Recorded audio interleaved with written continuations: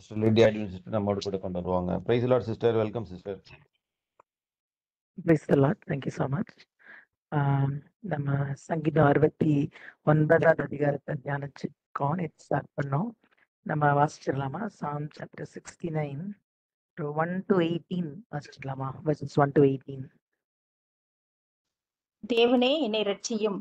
வெள்ளங்கள் என் ஆத்துமா மட்டும் பெருகி வருகிறது. ஆழமான உலகில் அமிழ்ந்திருக்கிறேன். நிற்க நிலையில்லை. நிலையாத ஜலத்தில் ஆழ்ந்திருக்கிறேன். வெள்ளங்கள் என் மேல் புரண்டு போகிறது. நான் கூப்பிடுகிறதினால் இளைத்தேன். என் தொண்டை வறண்டு போயிற்று. என் தேவனுக்கு நான் காத்திருக்கையால் என் கண்கள் பூத்து போயிற்று. நிமித்தம் இல்லாமல் என்னை பகைக்கிறார்கள். என் தலைமயிரிலும் அதிகமாயிருக்கிறார்கள். வீணாக எனக்கு சத்துருக்களாகி என்னை சங்கரிக்க வேண்டுமென்று இருக்கிறவர்கள் பலத்திருக்கிறார்கள். நான் எடுத்துக் கொள்ளாததை நான் கொடுக்க வேண்டியதாயிற்று. தேவனே, நீர் என் புத்தியினத்தை அறிந்திருக்கிறீர். என் குற்றங்கள் உமக்கு மறைந்திருக்கவில்லை. சேனைகளின் கர்த்தராகிய ஆண்டவரே, உமக்காக காத்திருக்கிறவர்கள் என் நிமித்தம் வெட்கப்பட்டு போகாதிருப்பார்களாக. இஸ்ரவேலின் தேவனே, உம்மை தேடுகிறவர்கள் என் நிமித்தம் நாணம் அடையாதிருப்பார்களாக. உமது நிமித்தம் நிந்தையை சகித்தேன். லச்சை என் முகத்தை மொழிற்று. என் சகோதரருக்கு வேற்று மனுஷனும் என் தாயின் பிள்ளைகளுக்கு அந்நியனும் ஆனேன். உம்முடைய வீட்டை குறித்து உண்டான பக்தி வைராக்கியம் என்னை பட்சித்தது. உம்மை நிந்திக்கிறவர்களுடைய நிந்தனைகள் என்மேல் விழுந்தது. என் ஆத்துமா வாடும்படி உபவாசித்து அழுதேன். அதுவும் எனக்கு நிந்தையாய் முடிந்தது. ரெட்டை என் உடுப்பாக்கினேன். அப்பொழுது அவர்களுக்கு பழமொழியானேன். வாசலில் உட்கார்ந்திருக்கிறவர்கள் எனக்கு விரோதமாய் பேசுகிறார்கள். மதுபானம் பண்ணுகிறவர்களின் பாடலானேன். ஆனாலும் கர்த்தாவே, அனுக்கிரக காலத்திலே உம்மை நோக்கி விண்ணப்பம் செய்கிறேன். தேவனே, உமது மிகுந்த கிருபையினாலும் உமது இரட்சிப்பின் சத்தியத்தினாலும் எனக்கு செவி கொடுத்தருளும். நான் அமிழ்ந்து போகாதபடிக்கு சேற்று நின்று என்னை தூக்கிவிடும். என்னை பகைக்கிறவர்கள் என்றும் நிலையாத ஜலத்தினின்றும் நான் நீங்கும்படி செய்யும். ஜல பிரவாகங்கள் என்மேல் புரளாமலும் ஆழம் என்னை விழுங்காமலும் பாதாளம் என்மேல் தன் வாயை அடைத்து கொள்ளாமலும் இருப்பதாக. கர்த்தாவே, என் விண்ணப்பத்தை கேட்டருளும்.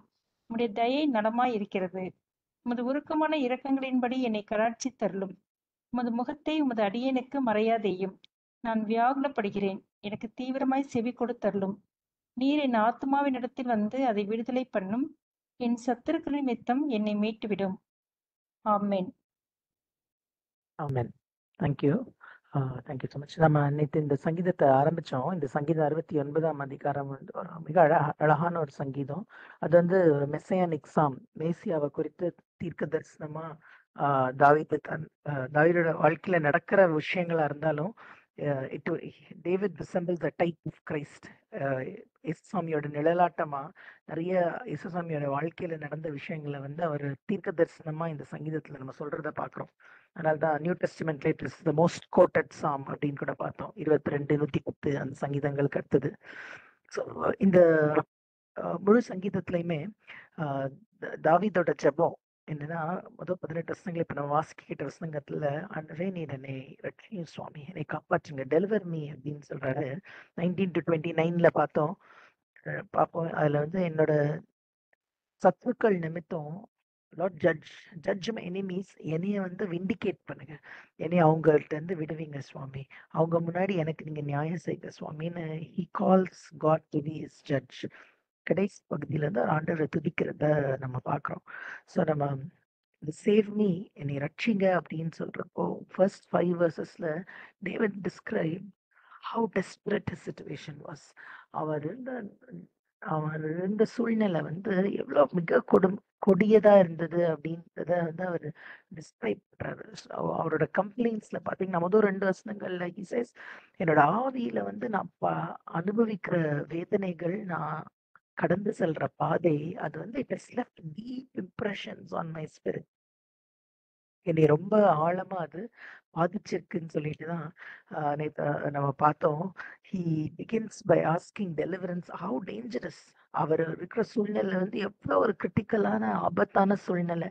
தண்ணியில வந்து ஒரு ஆளு முங்கிக்கிட்டு இருந்தா எப்படி அவனோட உயிருக்கு ஆபத்து இருக்கோ, உயிருக்கு அவர் போராடிக்கிட்டு இருக்காரோ, அந்த மாதிரி ஒரு எக்ஸாம்பிள் யூஸ் பண்ணி, ஒரு மெட்டஃபர் யூஸ் பண்ணி, ஆண்டவரே save me, deliver me, hear me, redeem me அப்படின்னு டிஃப்ரெண்ட் வேர்ட்ஸ் யூஸ் பண்ணி ஆண்டவர்கிட்ட அவர் சொல்றத நம்ம பார்க்குறோம்.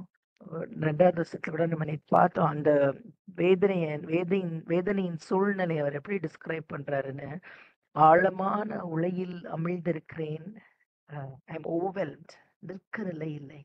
நிலையாத ஜலங்கள் ஜலத்தில் ஆழ்ந்திருக்கிறேன். வெள்ளங்கள் என் மேல் புரண்டு போகிறது.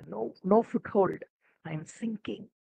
ஐ have come to deep waters. They have overwhelmed me அப்படின்னு சொல்றாரு. இந்த வசனங்கள் வந்து இயேசுசாமியோட வாழ்க்கையில எந்த நேரத்துக்கு நம்ம ஒப்பிடலாம்னு நம்ம பார்த்தோம் அப்படின்னா, கெத்செமனே தோட்டத்துல ஆண்டவர் இயேசுசாமி வந்து ஜெபம் பண்ணார். ஆண்டவரே, என் ஆத்மா வந்து மிக வியாகுலப்பட்டு, மை சோல் இஸ் எக்ஸீடிங்லி சாரஃபுல்.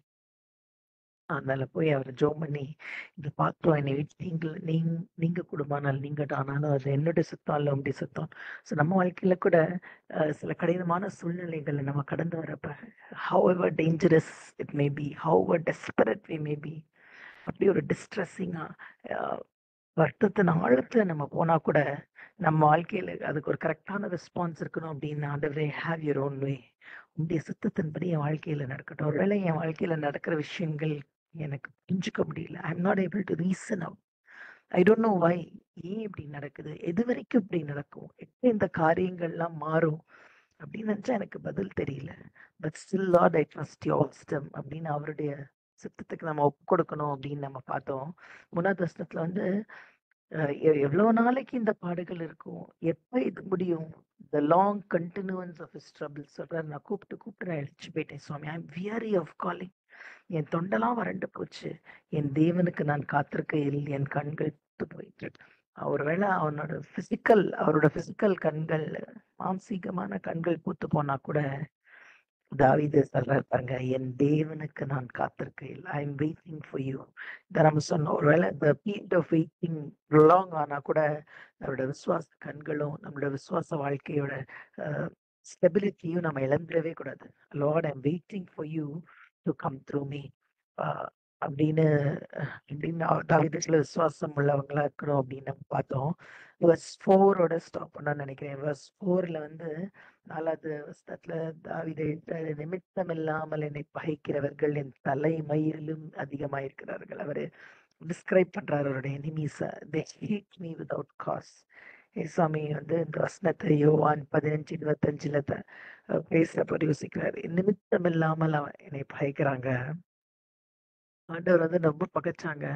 ஆனா அடுத்த வருஷம் சொல்றாங்க, அது பகைக்கிறவர்கள் எப்படி இருக்காங்கன்னா, தேர் மோர் தேன் மை ஹேர். நம்ம தலை முடிய நம்மளால என்ன முடியாது, அதை விட அவங்க அதிகரிச்சிருக்காங்க. அது மட்டும் இல்ல, என்னை பகைக்கிறவர்கள் வந்து தேர் நாட் ஆர்டினரி பீப்புள்.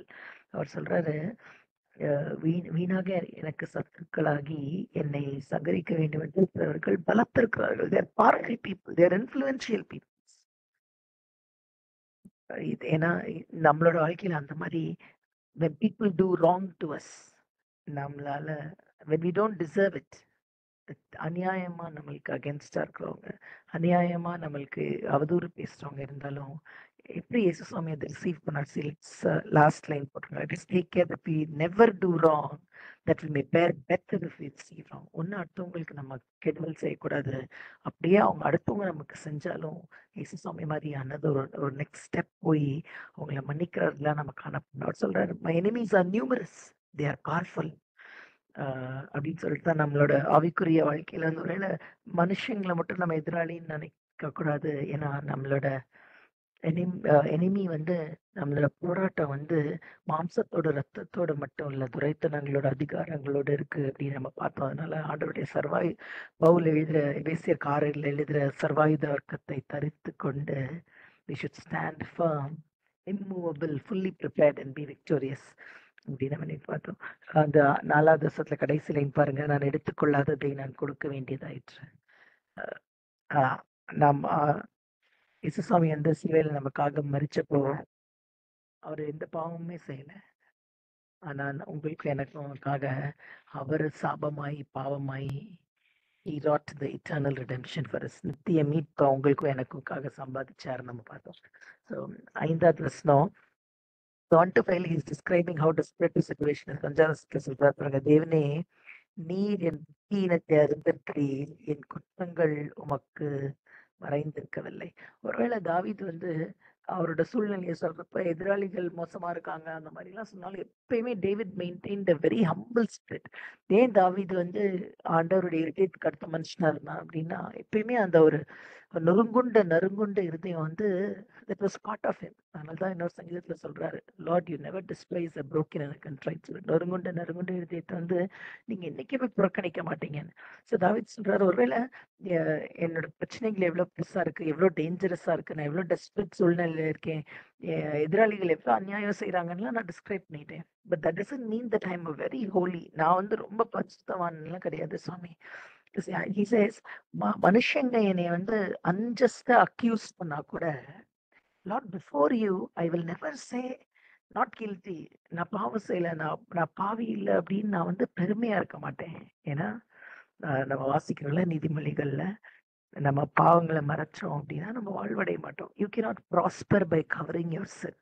ஆனா நம்ம வாழ்க்கையில இருக்க சின்ன தப்போ பெரிய தப்போ, தெரிஞ்சு செய்யற விஷயங்களோ தெரியாம செய்யற விஷயங்கள், செய்யாம இருக்கிற விஷயங்கள் நிறைய. the sin can be sins of commission and omission. செஞ்சு தப்பு செய்யலாம், சில விஷயங்களை செய்யாததுனால அது பாவம் மாதிரி, வாட் எவர் இட் இஸ்.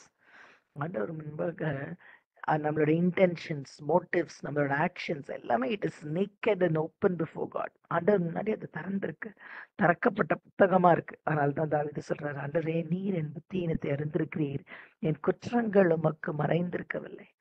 இவ்வளோ எதிராளிகள் இருக்காங்கன்னு சொல்லிட்டு நான் வந்து ரொம்ப உத்தமம் அப்படின்னு நான் சொல்லல. மேபி மற்றவங்களுக்கு முன்னாடி I may not be guilty, ஆனா உம்முடைய standard of holiness is very high. You know the corruption of our nature. மனுஷனோட இருதயத்துக்குள்ள இருக்க எல்லா திருக்கான விஷயங்கள். என் தாய் என்னை பாவத்தில் கற்பந்தரித்தால் எழுதுறது மாதிரி பை கேப்பபிலிட்டி ஆஃப் சின்னிங், மனுஷனோட இருதயத்துக்குள்ள இருக்க மதீனோ, everything you know, they are not hidden from you. சரி, நம்மளோட வெளிப்பிரகாரமா செய்யற பாவங்கள்னாலும் சரி, இருதயத்தின் ஆழத்துல இருக்கிற மறைச்சு வைக்கிற பெட் சின்ஸ், நமக்கு பிடிக்கிற விஷயங்கள், ஆண்டவருக்கு பிரியமில்லாத விஷயங்கள் இருக்க எல்லாமே, everything is in full sight before God. என்னைக்கு நம்ம அதை அறிக்கையிட்டு அதை நம்ம திரும்பி செய்ய மாட்டோம் அப்படின்ற டெசிஷன் எடுத்து நம்ம மனம் திரும்புறோமோ, அன்னைக்குதான் ஆண்டவர் வந்து அதை மன்னிக்கிறாரு. ஸோ தாவீது சொல்றாரு, எதிராளிகளோட சார்ஜஸ், அவங்க சொல்ற என் மேல போடுற பலிகள்லாம் தப்பு. ஆனா that doesn't mean that I'm a very holy person. You are a savior and I need you அப்படின்னு சொல்றாரு. அட் த சேம் டைம் இது எப்படி இயேசுசாமியோட நிழலாட்டமா இருக்குன்னு நம்ம பார்த்தோம் அப்படின்னா, இயேசுசாமியும் வந்து he was sinless, பாவம் அறியாதவர். ஆனா உங்களுக்கும் எனக்கும் பாவமானார், சாபமானார். நம்ம ஏசாயா 53, 5, 6, 9, 12 வாசிச்சு பாருங்க. நிறைய ரெஃபரன்சஸ் இருக்கு. சங்கீதம் 35, 38, 109 வாசிச்சு பாருங்க. He knew no sin, but he was made sin for us. பாவம் அறியாதவர் நமக்கு பாவமாயி, அண்ட் சிலுவையில் அதனால்தான் நம்மளுக்கு கொடுக்க வேண்டிய தண்டனை எல்லாம் அவர் தம் மேல ஏற்றுக்கொண்டு மரித்து 3 நாள் அடக்கம் பண்ணப்பட்டு, அதுக்கப்புறம் மரணமே உன் கூரெங்கே, பாதாளமே உன் ஜெயம் எங்கே என்று சொல்லி மரணத்தையும் பாதாளத்தையும் வென்று உயிரோடு எழுந்த தேவனை தான் நீங்களும் நானும் வணங்கிட்டு இருக்கோம். ஏன்னா எப்பயுமே பாவத்தின் சம்பளம் மரணம். The consequence of sin is death and separation from God. Physical, spiritual death. பிதாவானவர் கிட்ட இருந்து துண்டிக்கப்படுறது. அந்த எல்லா ஆகனியையும் அவர் உங்களுக்கும் எனக்கும்காக அவர் அனுபவிச்சிட்டார். So மொதல் 5 verses-ல David speaks about how desperate his situation was. அவனோட சூழ்நிலை வந்து எவ்வளவு மோசமா இருக்குதுன்னு சொல்லிட்டு 6-12 என்ன தெரியுமா சொல்றாரு? He prays for deliverance. ஆண்டவரே நீர் என்னை விடுவீங்க. இந்த காலையில we should be encouraged.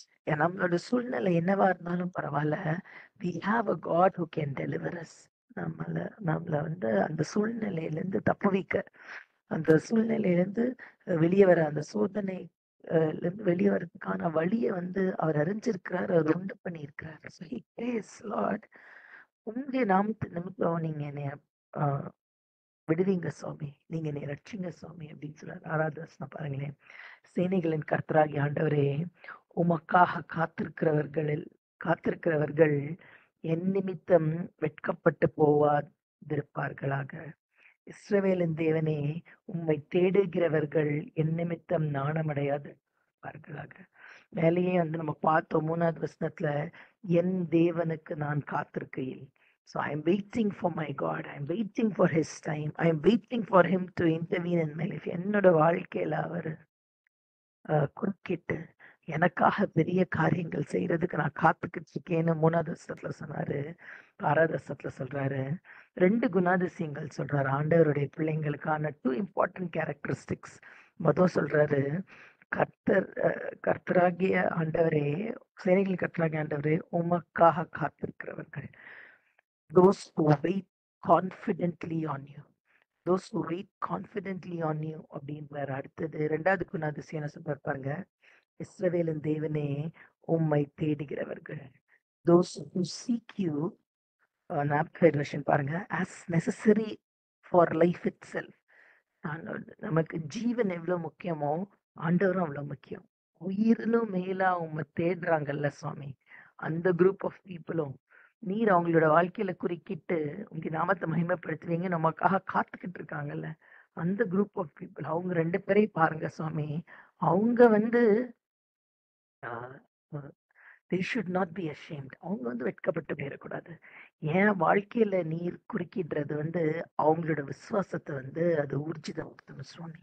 அதுக்கு வந்து குரூப் ஆஃப் பீப்புள், ஆண்டவருடைய பிள்ளைங்களுக்கு 2 டெஸ்கிரிப்ஷன் கொடுக்குறாரு. அதே ஆண்டவருக்கும் பாருங்க 2 டெஸ்கிரிப்ஷன் கொடுக்குறாரு. சேனைகளின் கர்த்தாவே, சேனைகளின் கர்த்தாவே. நான் சேனைகளின் கர்த்தானா, he is the lord of heaven's armies. பரலோகத்துல இருக்கிற சேனையோட captain of the army. The Lord of angel armies. அதான் அதோட ஹீப்ரூ வேர்டோட exact translation. Lord Yahweh of angel armies. தேவ தூதர்களின் சேனைகளின் கர்த்தர், தலைவர். நீங்க நல்லா புரிஞ்சுக்கணும். நீங்களும் நானும் ஒருவேளை கஷ்டமான சூழ்நிலையில இருக்கிறதுனால, கண்ணீர்ல இருக்கிறதுனால நம்ம வணங்குற தேவனும் he is not a weak God. He is the Lord of hosts. நம்ம நேத்தே நம்ம சொன்னோம், நம்ம சூழ்நிலைகள் வழியா நம்ம ஆண்டவரை பார்க்க கூடாது. we should not try to define God based on our circumstances. தாவீது சொல்றாரு, நான் ஒரு ஒளியான சேற்றில இருந்து நான் வந்து உயிருக்கே போராடிட்டு இருந்தாலும் ஆண்டவரே, you are still God. நீ சேனைகளின் கர்த்தர், you are God of angel armies அப்படின்னு சொல்றாரு. இன்னொரு பேர் என்ன யூஸ் பண்றாரு பாருங்க, இஸ்ரவேலின் தேவனே, the Lord God of Israel. இஸ்ரவேலின் தேவன் அப்படின்னா உடன்படிக்கையின் தேவன். ஏன்னா இஸ்ரவேல் அப்படின்னு யாக்கோபுக்கு பேர் மாறினப்பே வந்து அவர் ஒரு உடன்படிக்கை பேசிஸ்ல தான் பண்றாரு. So he is a covenant keeping God. நம்மளோட சூழ்நிலைகள் வந்து it should not blind us to who our God is. ஆண்டவர் யாரு அப்படின்றத பார்க்க கூடாத மாதிரி நம்மளோட சூழ்நிலைகள் வந்து நம்மளோட கண்களை மறைச்சிடக்கூடாது. மொதல் 5 வசனத்துல he says he's so desperate. அதுக்கு மேல கஷ்டம் வாழ்க்கையில ஒரு டைம்ல வரவே முடியாது. அந்த மாதிரி ஒரு கடினமான சூழ்நிலையில இருந்தாலும் தாவீதோட விசுவாச கண்கள் பாருங்களேன். he had set his, நம்ம எபிரேயர் 12:2 வாசிக்கிற மாதிரி, fixing your eyes on Jesus மாதிரி அவரோட கண்களை வந்து இயேசுசாமி மேல பதிச்சு வச்சிருந்தாரு. அண்ட் இயேசுசாமி யாரு, அவர் எப்படிப்பட்டவர், அவர் வணங்குற தேவன் யாரு அப்படின்றது வந்து that picture was never blurred. நம்மளுக்கும் அந்த கால வேளையில நம்ம ஜெபம் பண்ணோம், சாமி நான் அண்டர்கோ பண்ற சூழ்நிலைகள், என்னோட ஹெல்த் கண்டிஷன்ஸா இருக்கலாம், என்னோட ப்ரொஃபஷனல் லைஃப்ல ஏதாவது இஷ்யூஸ் இருக்கலாம், ஃபேமிலி லைஃப்ல ப்ராப்ளம்ஸ் இருக்கலாம், ஃபினான்ஷியல் கிரைசிஸா இருக்கலாம், உங்களோட லவ்ட் ஒன்ஸ், நீங்க நேசிக்கிற ஒருத்தவங்களோட வாழ்க்கையில இருக்கிற பெரிய கிரைசிஸா இருக்கலாம், வாட் எவர். இதெல்லாம் சேர்ந்து ஆண்டவரே, என்னோட மை விஷன் ஆஃப் யூ, நான் உங்க பார்க்குற விதம் வந்து மழுங்கி போயிடக்கூடாது சுவாமி. எப்பயுமே I have set the Lord always before me. அவர் என்னோட வலது பாசத்தினால் நான் அசைக்கப்படுவதில்லை. சங்கீதக்காரன் சொல்றது போல என்னோட கண்கள் வந்து உங்க தெளிவா பார்க்கணும். நீ சேனைகளின் கர்த்தர், நீ இஸ்ரவேலின் தேவன். So his supplications were earnest. இப்போ ஜோம் பண்றாரு, பயங்கர ஏர்னஸ்டா பேஷனட்டா ஜோம் பண்றாரு. இவ்வளவு நேரம் 1 to 5ல தன்னோட பர்சனல் ப்ராப்ளம் சொல்லியிருக்காரு. Lord save me, நீங்க என்னைய காப்பாத்துங்க, I am sinking, I am despairing அப்படின்னு தனக்காக ஜெபம் பண்ணாரு. இப்போ 6வது வசனத்துல யாருக்காக ஜெபம் பண்றாரு? ஆண்டவரே, உமக்காக காத்திருக்க யாவரும், உம்மை தேடுகிற யாவரும். See, the prayer is complete when நீ எனக்கு கொடுங்க, எனக்கு கொடுங்க, எனக்கு கொடுங்க. நம்ம பர்சனலா நமக்காக, நம்ம குடும்பத்துக்காக மட்டும் இல்ல, நம்மளோட அந்த ப்ரேயர் சர்க்கிளை வந்து எப்பயுமே அதோட அந்த ரேடியஸை கூட்டணும். The next level is others, church, ஆண்டவருடைய பிள்ளைகள், ஆண்டவரே உமக்காக காத்திருக்கிறார்கள். முதல் 5 வருஷத்துல தன்னுடைய எல்லா பிரச்சனைகளையும் ஆண்டவர்கிட்ட சொல்லிட்டு, நான் இன்னும் கொஞ்சம் ஒரு ஒரு ப்ராடர் பெர்ஸ்பெக்டிவ்ல வந்து சொல்றாரு. Lord, all those who wait on you, all those who seek you, for his friends he prays. யோபு தன்னோட நண்பர்களுக்கு ஜெபிக்கிறப்ப தான் இட் வாஸ் அவர் எழுந்தது எல்லாம் ரெட்டத்தனையா அவனுக்கு ரெஸ்டோர் பண்ணப்பட்டதுன்னு வாசிக்கிறோம். It's very important that we pray for our friends. நம்ம சக விசுவாசிகளுக்கு, ஆண்டவரோட கூட அவருக்காக காத்திருக்கிறவர்களுக்கு, ஆண்டவரை தேடுறவங்களுக்கு ஜெபம் பண்றது வந்து it is an important agenda in prayer. இயேசுசாமி கூட இந்த உலகத்துல இருக்கிறப்ப இந்த 2 ஜெபத்தையும் செஞ்சார். நம்ம எபிரேயர் 5:7 பார்க்கிறோம். அவர் மாம்சத்தில் இருந்த நாட்களில் தம்மை மரணத்திலிருந்து ரட்சிக்கவர்களுக்கு அவர் ரட்சிக்கவரை நோக்கி என்ன பண்ணாருன்னா, பலத்தோடும் கண்ணீரோடும் எண்ணத்தோடும் வேண்டுதல் செய்து நமக்குண்டான பயபக்தி நிமித்தம் கேட்கப்பட்டு அவர் குமாரனை என்னும் பாடுகளினாலே கீழ்ப்படுதலை கற்றுக்கொண்டார். See, during the days of Jesus' life, he offered up prayers and petitions with fervent cries and tears to the one who could save him from death. And he was heard because of his reverence and mission. இயேசுசாமி வந்து தன்னோட தனிப்பட்ட வாழ்க்கையில அந்த சிலுவை பாட மரணத்துக்கு போறதுக்கு முன்னாடி எப்படி அதுக்கான பலத்தை அவர் கொண்டாருன்னா, இது வந்து அவரோட பர்சனல் பிரேயர். நீங்க அதே யோவான் 17 நீங்க எடுத்து பார்த்தீங்கன்னா, ஒரு பியூட்டிஃபுல் பிரேயர் தன்னோட சீஷர்களுக்காகவும் அவருடைய நாமத்தை விசுவாசிக்கிற எல்லாருக்காகவும் அவர் ரொம்ப அழகான ஒரு ஜெபத்தை செய்யறாரு. So prayer always has 2 kinds. One is நம்மளோட பர்சனல், அதோட மட்டும் நம்ம நிறுத்திடாம இந்த காலவேளையில உங்களோட ஜெப வாழ்க்கை எப்படி இருக்குன்னு பாருங்க. Do we have time to pray for others? அவர் சொல்றாரு, those who wait on you, யாருக்கெல்லாம் ஜெபம் பண்றாரு? உமக்காக காத்திருக்கிறவங்க, உமக்காக நான் சேனைகளின் கர்த்தர் தங்களோட வாழ்க்கையில குறுக்கிடுவார். He has all power to help. உதவி செய்யறதுக்கு வல்லமை உள்ள தேவன், மாட்சிமை பொருந்திய தேவன். அவரால கூடாத காரியம் ஒன்றும் இல்லை. அது மட்டும் இல்ல, இஸ்ரவேலின் தேவனாகிய உம்மை தேடுகிறவர்கள், a covenant keeping God. அந்த 2 பேரையும், இந்த குரூப் ஆஃப் பீப்புளையும் என்ன பண்ணுங்க ஆண்டவரே, அவங்களை என்கரேஜ் பண்ணுங்க. they should not be discouraged. உம்முடைய நாமத்தின் நிமித்தம் சுவாமி உமக்காக காத்திருக்காங்க, அதனால அவங்க வெட்கப்பட்டு போகக்கூடாது. உம்மை தேடிக்கிட்டு இருக்காங்க, அதனால அவங்க நாணம் அடைந்து போகக்கூடாது. எப்பயுமே நம்ம புரிஞ்சுக்கணும். அந்த வெயிட்டிங் டைம் ஓட டியூரேஷன் ஆண்டவர் நமக்கு சொல்றது இல்லை. ஆனா நம்ம ஏசாயா 40 பாக்குறோம்ல, வெயிட்டிங் தானே பாருங்க. இந்த லாஸ்ட் லைன்ல போல்டா இருக்கு பாருங்க, வெயிட் அப்பான் ஹிம்னா இருதயத்தை அவர் மேல cause to stay upon him. அவர் மேல இருதயம் வந்து பிக்சடா இருக்கணும், அவரோட வசனங்கள் மேல பிக்சடா இருக்கணும். அவருடைய முகத்தின் பிரகாசம் விழுகிறதுக்கு நம்ம காத்திருக்கணும்.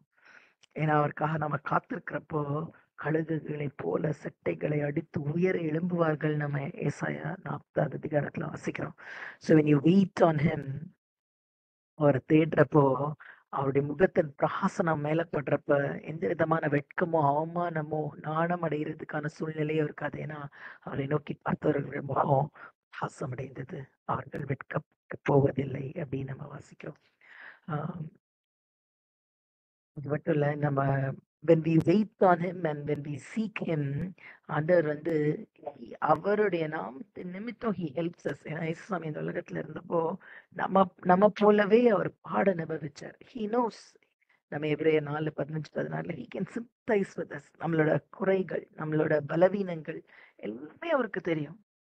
ஸோ என்ன ஒரு சூழ்நிலையா இருந்தாலும் he has given us confidence. ஆண்டவர் நமக்காக பாடுபட்டதுனால ஒரு 5 வசனங்கள்ல தாவீது தன்னோட பாடுகளை பத்தி சொன்னாரு. நம்ம இயேசுசாமியோட பாடு மரணங்களையும் தியானிச்சோம்.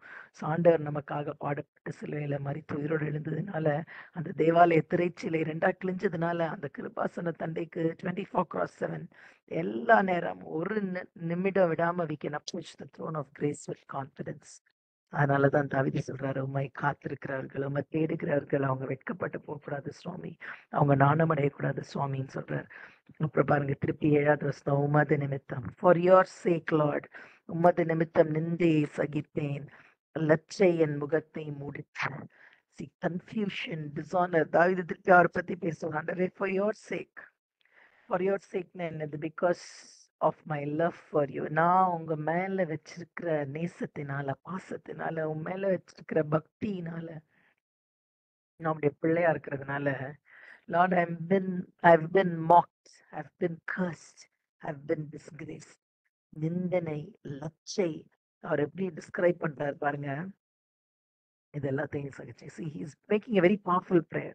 The reproach, the பழி பழி சுமத்துறது, கேலி கிண்டலுக்கு ஒரு ஆளாறது, அடுத்தவங்க நம்மள டெஸ்பைஸ் பண்றது, அதெல்லாம் it is a very great burden. நம்மளுக்கு அது ரொம்ப தாங்க முடியாத ஒரு பாரம் தான். தாவீது சொல்றாரு, அவர் எதுவுமே ஆண்டவருக்கு மதிக்கல. ஆண்டவரே, நான் உண்மை சார்ந்து இருக்கிறேன், நான் உண்மை நம்பி இருக்கேன் அப்படின்றதுனால மற்றவங்க எல்லாம் என்னை ரொம்ப கேலி பண்றாங்க சுவாமி. எனக்கு தேர் மாக்கிங், லட்சியா பேசுறாங்க, என்னை நிந்திக்கிறாங்க அப்படின்னு சொல்றாரு. சங்கீதம் 37 நான் வாசிக்கலாம். வழியை கருத்திற்கு அவர் மேல் நம்பிக்கையாயிரு, அவரே காரியத்தை வாய்க்க பண்ணார். உன் நீதியை வெளிச்சத்தை போலவும் உன் நியாயத்தை அலை போலவும் விளங்க பண்ணார். ஒருவேளை இந்த மாதிரி சூழ்நிலை நம்ம கடந்து போயிட்டு இருந்தா, முந்தின வருஷத்துல நம்ம டிஸ்கிரைப் பண்ணோம்ல, அவருக்கு லெட்ஸ் கண்டினியூ டு வெயிட், நம்ம அவருக்காக காத்திருப்போம்,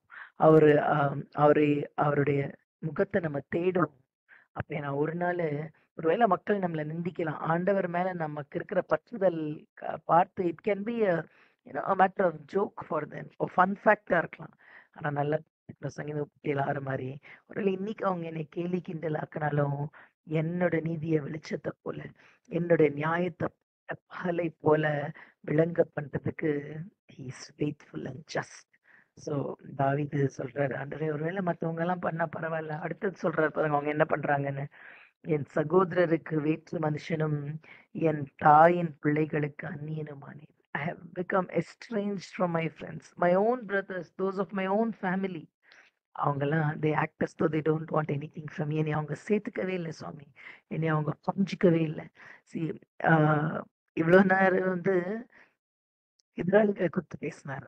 அவங்க ரொம்ப நிறைய இருக்காங்க, என் தலைமுடிய என்ன கூட அதோட நிறைய என்னோட எதிராளிகள் இருக்காங்க. They are too powerful for meன்னு சொல்லிட்டு இன்னும் ஒரு க்ளோசர்ல நம்மளோட வாழ்க்கையோட காயங்கள் it is always deep when it is caused by someone who is very close to you. நமக்கு நெருங்கிய இருக்கிறவங்க செய்யற தவறுகள் தான் நம்மளை ரொம்ப பாதிக்குது.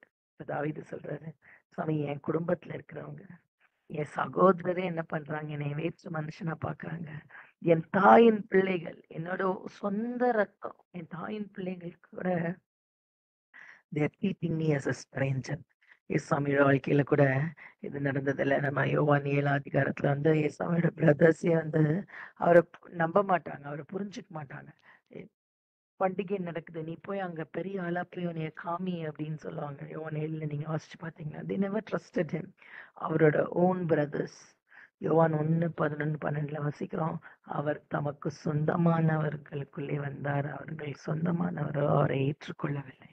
He came to his own, but his own received him not. See, சகோதரர்கள் நம்பல, சொந்தமானவர்கள் நம்பல. அதெல்லாம் போய் 3 வருஷம் கூடயே இருந்து பெரிய பெரிய அற்புதங்களை செஞ்சு அவரோட இருதயத்துக்கு அடுத்த விஷயங்கள் அவரோட பகிர்ந்து கொண்ட சீஷர்களே என்ன பண்ணிட்டாங்க, அவர் காட்டி கொடுக்கப்பட்ட அந்த ராத்திரியில அவரை விட்டு ஓடிட்டாங்க. There was nobody who stood with him. அவரோட ஐடென்டிஃபை பண்ண கூட he was forsaken by his disciples whom he had been free with them, with their strength. தன்னோட சகோதரர்கள், கூட பிறந்த தாயின் பிள்ளைகளை விட அதிகமா பழகி அதிக நேரம் செலவிட்டு தன்னை யார் என்று புரிந்து கொண்ட சீஷர்கள் கூட என்ன பண்ணிட்டாங்க, கடைசியில அவங்க போயிட்டாங்க. ஸோ தாவீது தன்னோட வாழ்க்கையில நடந்த விஷயத்த சொன்னா கூட this was exactly true in the life of Jesus also. அவரோட சகோதரர்கள், அவரோட சொந்தமானவர்கள், அவரோட சீஷர்கள் எல்லாரும் அவரை புறக்கணிச்சாங்க. 9வது வசனம், உம்முடைய வீட்டை குறித்து உண்டான பக்தி வைராக்கியம் என்னை பட்சித்தது, உம்மை நிந்திக்கிறவர்களுடைய நிந்தனைகள் என் மேல் விழுந்தது.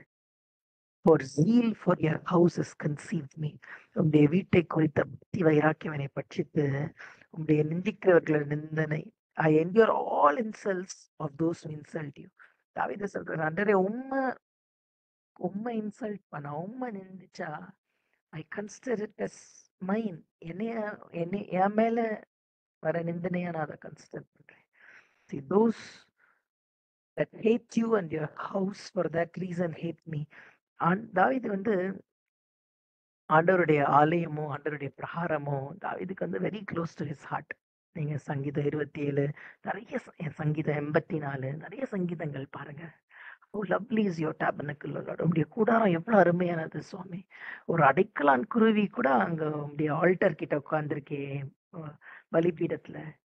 எனக்கும் நான் அங்க இருக்கணும் சுவாமி. ஆகாமிய கூடாரங்கள் இருக்கிறத பார்க்கலாம் உம்முடைய சமூகத்துல இருக்கிற ஒரு நாள் பெருசுன்னு சங்கீதம் 84 வாசிக்கிறோம். சங்கீதம் 27 அந்த ஒன் திங் ஐ டிசைர், ஒரே ஒரு விஷயம் தான் I desire, that will I ask for that I may sit at your temple, gaze at your beauty. உடைய தேவாலயத்துல இருந்து நான் உம்மை நோக்கி பார்த்து நான் உம்மை நான் தரிசிக்கணும் சுவாமி. Psalm 27 the love that he had for God's house வந்து அது வந்து ஒரு அளவில்லாத ஒரு அன்பு. வனாந்திரத்துல சவுலுக்கு பயந்து பயந்து ஓடுறப்பெல்லாம் இன்னைக்கு நான் ஆண்டவருடைய ஆலயத்துல போய் நான் ஆண்டவரை வர்ஷிப் பண்ணுவேன், நான் ஆண்டவரை ஆராதிப்பேன், அவரோட இருதயம் அங்கலாய்த்த நாட்கள் எத்தனையோ. தாவீது சொல்றாரு, ஆண்டவரே நான் உம்முடைய சபையை உம்முடைய வீட்டை நான் நேசிக்கிறேன். ஆனா இந்த மக்கள்லாம் என்ன பண்றாங்க, அதையும் உம்முடைய வீட்டையும் நேசிக்கிறது இல்ல. அதனால I take that insult on me.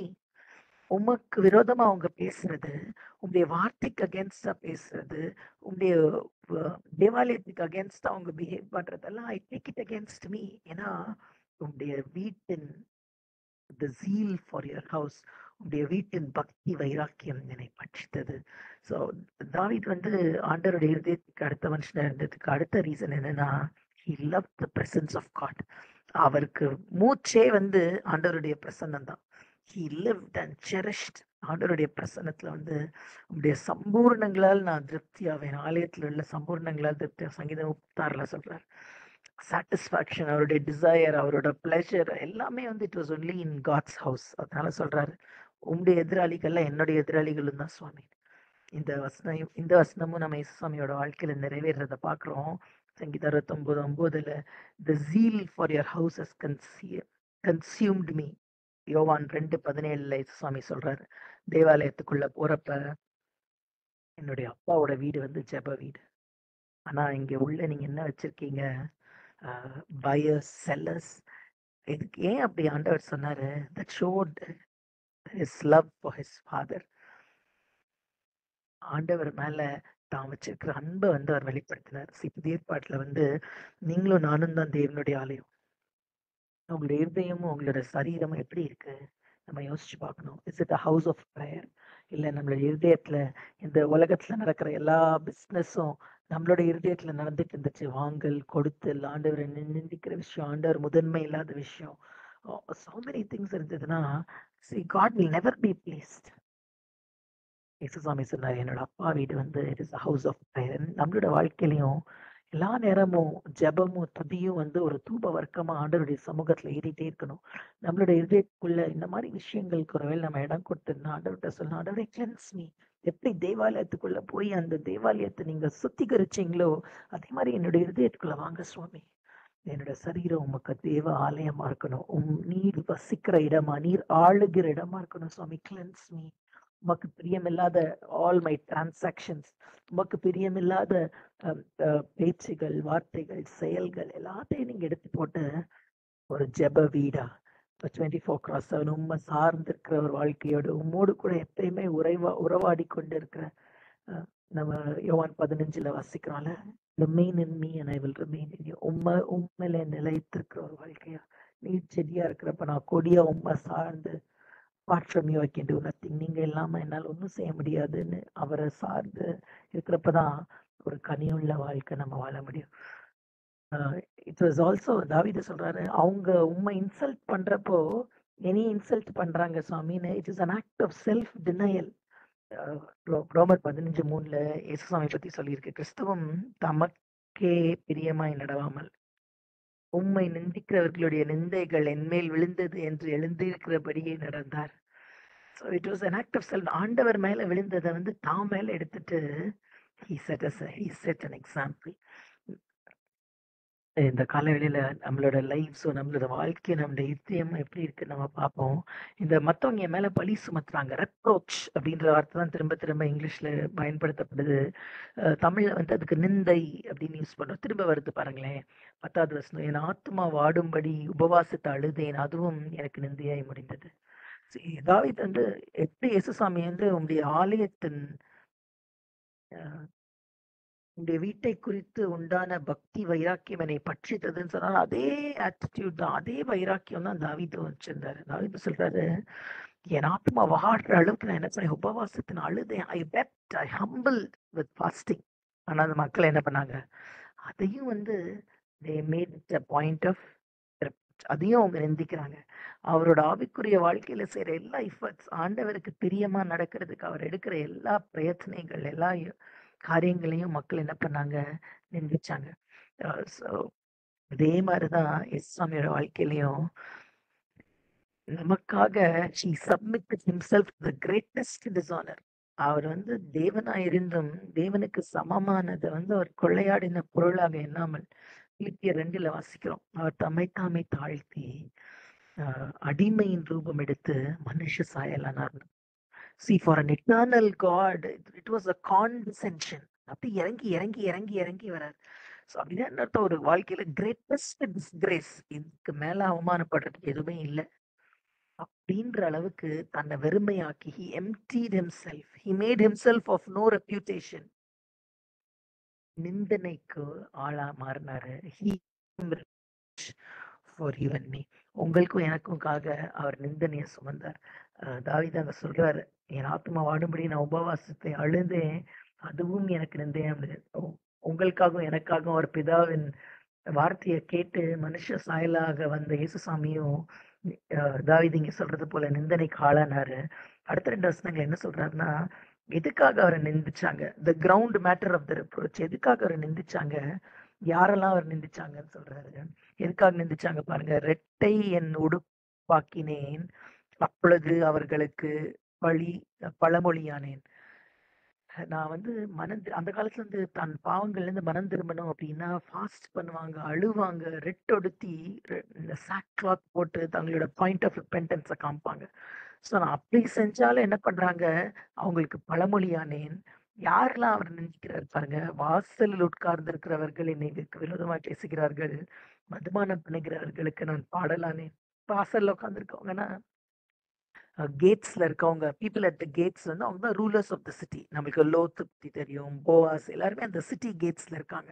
அப்படின்னா தே ஆர் த ரூலர்ஸ். அதிகாரத்துல இருக்கிறவங்க என்னை அசிங்கமா பேசுறாங்க. அது மட்டும் இல்ல, மதுபானம் பண்ணுகிறவர்களுக்கும் நான் பாடலானே. ஸோ எல்லா விதத்துல இருக்கிற எல்லாருக்கும் நான் எல்லாமானேன் மாதிரி எல்லாரும் எனக்கு பழி சுமத்துறாங்க சுவாமின்னு தாவீது ஆண்டவர்கிட்ட சொல்றாரு. நம்ம இன்னைக்கு கால வேலையில பார்த்தோம் எப்படி தாவீது அண்டர்கோ பண்ண எல்லா சூழ்நிலையும் இயேசுசாமியும் அண்டர்கோ பண்ணாரு. இயேசுசாமியோட பிள்ளைகளாகி இருக்க நமக்கும் அவர் கடந்து போன பாதையில நம்மளும் கடந்து போறப்போ ஆண்டவர் கொடுத்த ரெஸ்பான்ஸ் தான் நம்மளும் கொடுக்கணும். ஆண்டவர் எப்படி ரெஸ்பாண்ட் பண்ணாரோ, எப்படி மன்னிச்சாரோ, எப்படி சகிச்சாரோ, எப்படி பிதாவுக்கு கீழ்ப்படிஞ்சு தன்னை வெறுமையாக்கினாரோ, அதேயோட ஸ்டெப்ஸ்ல தான் நடக்க ஆண்டவர் நம்மளுக்கு கிருபை செய்வாராக. ஒரு விஷயம், உங்களுடைய வீட்டை குறித்த பக்தி வைராக்கியம் என்னை ஆட்கொண்டது.